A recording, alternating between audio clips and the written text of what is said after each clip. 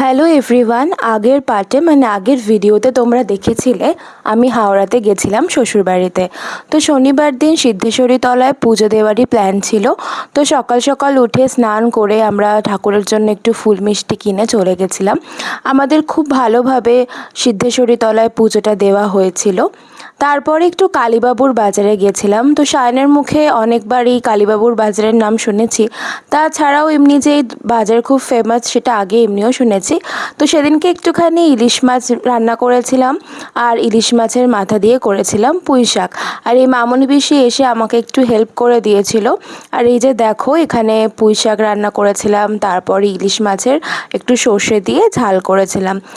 তো বেশ ভালোই খেতে হয়েছিল। আর সায়নের বেগুন ভাজা খুব পছন্দ বলে একটু বেগুন ভাজা করেছিলাম। তারপর খাওয়া দাওয়া করে দুপুরে একটু রেস্ট নিয়ে আমি আর সায়ন একটু হাওড়ার আশেপাশটায় ঘুরতে বেরিয়েছিলাম। সেভাবে তো আমার যাওয়া